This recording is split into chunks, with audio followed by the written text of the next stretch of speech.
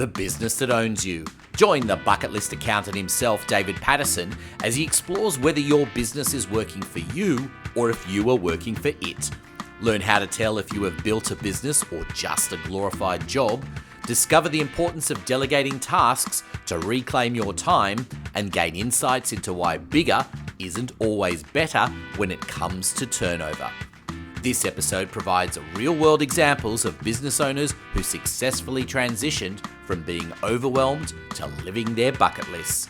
I'm your co-host Anthony Pearl. Let's get into making your bucket list happen. Well, David, the business that owns you. I mean, how can you tell if your business is working for you or against you? It's a lovely broad topic, but it's an important one. And I wonder if business owners are thinking enough about this and how you particularly can help with that. Yeah, it's certainly an interesting one. And I've had a few examples with clients who, are running their own business, and you're kind of looking at it and going, well, are you running the business or is the business running you? And one of the key questions that you can ask yourself is, if you, as the business owner, stop showing up to your business tomorrow or weren't there for a week, would it be able to run without you? Could it carry on as it is right now if you were not in the business? And I think that's the biggest question you can ask to see whether you're running it or it's running you. It's a very difficult one, isn't it? I mean, people are so much in the business, and running it day to day to even have that pause to think about it in the first instance is already a step that most business owners don't take. Yeah, and that's a really difficult part, because a lot of small business owners starting out in their business, they're kind of doing everything. So the business becomes reliant on them for a whole range of aspects of the business. And so unless you can get it to a point where you've been able to sort of delegate those areas of the business out to other people, it's going to continually sort of own you. And even if you do get a break for a week or 2 weeks, you're going to be constantly on the phone, constantly talking with someone, keeping that business ticking along whilst you're off trying to have a holiday, where, the ideal scenario is you take 2 weeks off, you're away for 2 weeks, you can forget about the business, and you're confident that the business will carry on and run without you as well as if you were there. It is a fascinating idea as well, that holiday is the perfect example, right? That people tend to take the holidays in the December, January period where they know everybody else is taking holidays and therefore the demand isn't there, and that's why they take the break. Also, equally the most expensive time of year to take the holiday as well. And if you've got kids in school, I get it. That can be an incentive because that's when they're available.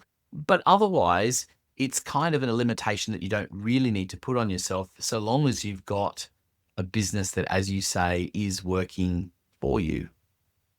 100%. And the whole point of taking holidays, in my mind, is taking them when you want to take them, to destinations that you want to go to and doing the things that you want to do. Whereas if you're restricting yourself to December, January, when everyone else is away and you know that your business will be quiet, then the business is still dictating to you what you can do and when you can do it, rather than the other way around. So, yeah, taking holidays should be done when you want to, not when you think you can squeeze it in. And I think one of the telltale signs, isn't it, that if you're in that situation where the business is demanding that you're constantly paying attention, then you have to question have you got a business or have you got a job? Oh, 100%.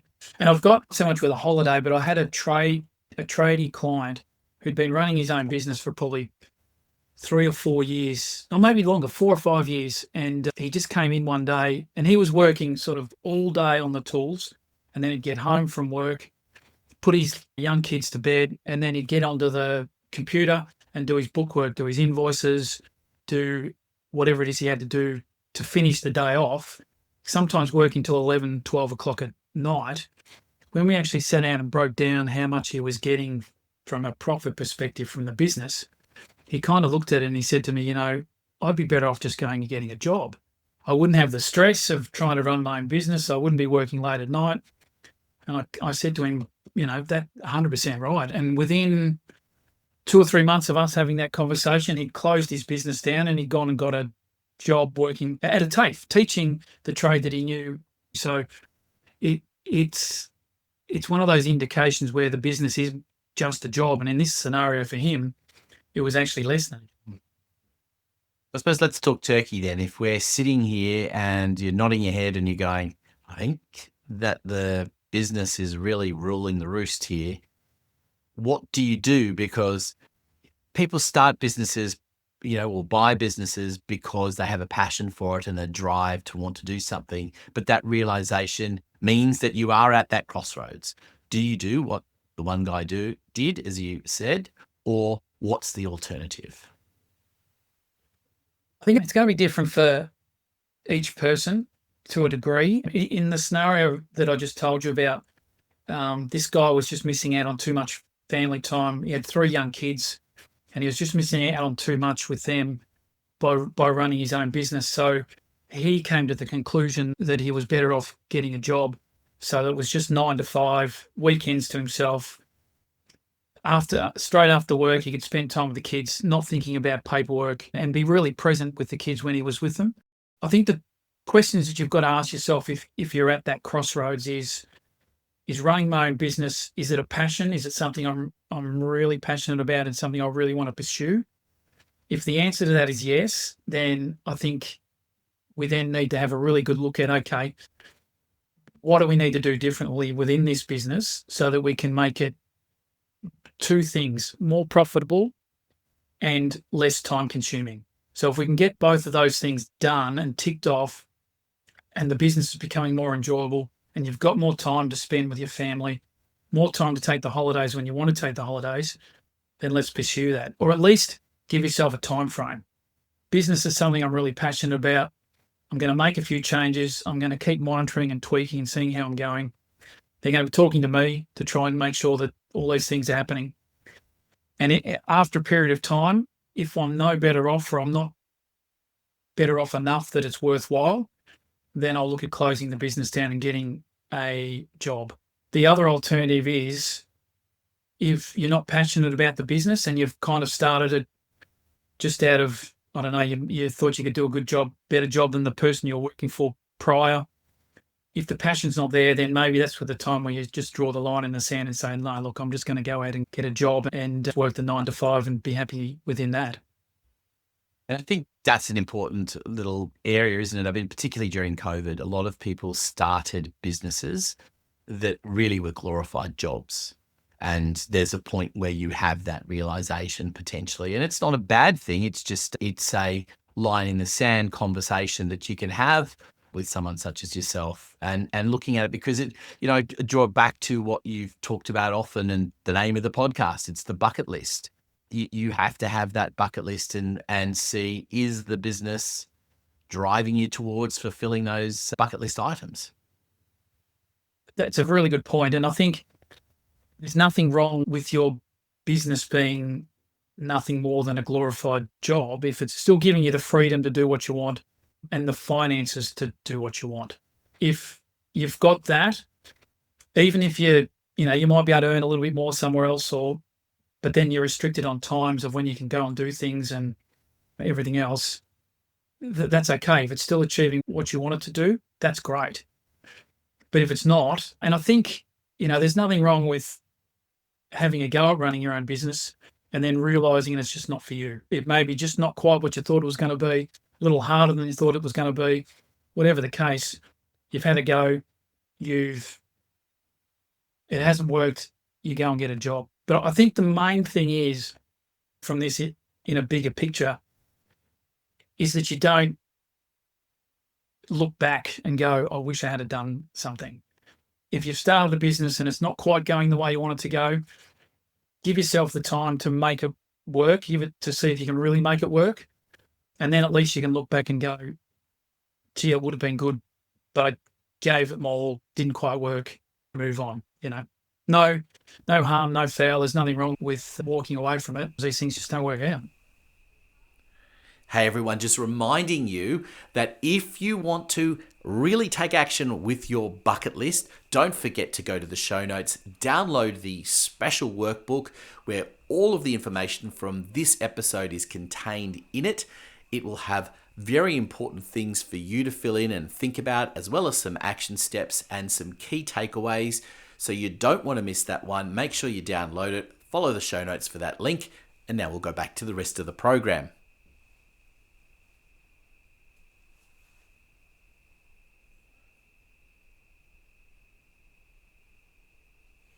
Hey everyone, just a reminder, check out the show notes. There is lots of information in there, including a link you can click on to download a workbook from this episode, dedicated to just this episode, and it will have information about all of the tips and tricks that David has given in the episode, things for you to fill in and think about so you are on your journey for your bucket list action steps, as well as some key takeaways and quotes from the episode. So you don't want to miss that one. Please go and check it out in the show notes. A reminder again at the end of the episode, but it's one not to miss.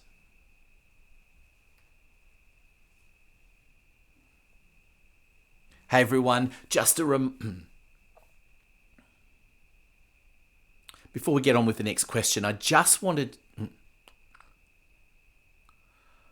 before we go on with the conversation, I just want to remind everyone to please check out the show notes, because in there you're going to find a link where you will be able to download a workbook from this particular episode, dedicated to all the tips and tricks that David's been going through and will continue to go through in this episode.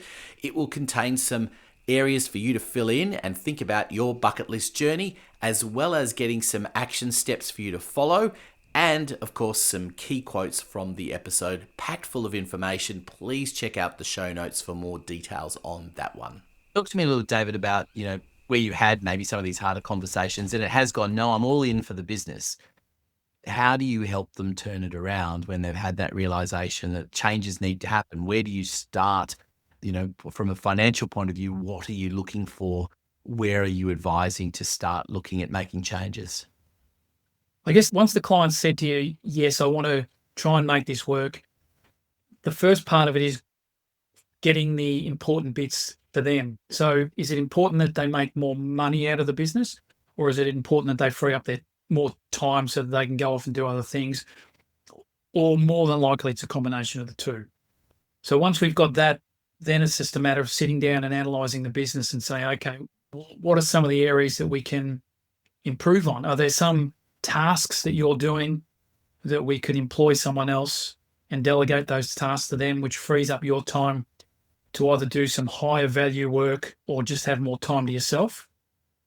Are there types of work that you're doing that's more profitable than other types of work that you're doing? Do we focus on those more profitable types, or is there a way of making the less profitable types a little more profitable? Reviewing your costs and making sure that you're not paying too much for things, or that you're paying for things that you don't use anymore. There's a lot of subscriptions I've had over the journey that just carry on, and I've forgotten I've got them. And unless you do that little review, you just continue paying them. So a lot of those things are small, but if you combine 2 or 3 of them, per month, they can add up and provide a reasonable amount of cash back to your business. And then it's just a matter of monitoring it. Once you've kind of worked out the 2 or 3 areas that you want to work on to try and improve the business to help you achieve what you want to achieve, it's then a matter of sitting down every quarter and seeing how you've gone, seeing what other little tweaks we need to make, and then just staying on top of it and keep monitoring and keep moving forward, rather than just saying at the start, we need to change these 3 things, and then catching up in a year's time and saying, hey, how did you do with those 3 things we're going to change, and finding out that nothing had changed. So if we set the goals of what we want to achieve and what we want to change, and then monitor it constantly, at least, once a quarter, that way we can keep on top of things and make sure that these changes happen. Because at the end of the day, these changes are the changes the client said they want to make to improve their business. I imagine there are some hard decisions that one might have to make in the course of that as well, because the temptation often is pouring more and more money into a business, trying to scale, because everyone hears about scaling. You've got to be bigger, you've got to do this, you've got to do that. So there might be some harsh decisions that need to be made, and it could be team, it could be resources that you use, but that's part of the equation, I gather, as well. Oh, 100% it is. And there's also a lot of pride involved of starting your own business and trying to have this perception that it's successful and it's going really well. There's sort of nothing wrong with sort of putting your hand up and saying, hey, I need some assistance here because it's not quite working out the way I wanted it to work out. But also having, just to your point about you've got to grow, you've got to scale, having a clear understanding of what it is you want to achieve and what it is you're trying to get out of this business. Because, I mean, I've had plenty of people talking to me saying you need to grow your business to 2 million, 3 million, 4 million in turnover because it's going to do this and it's going to do that. But it's not necessarily what I want them to do. You know, you need to have a clear understanding of what it is you're trying to achieve out of this business. And you can achieve that without having to be a 10 million, 15 million, 20 million business. You can be a small business and do just as well, you know. And a 20 million turnover business does not necessarily mean a successful business.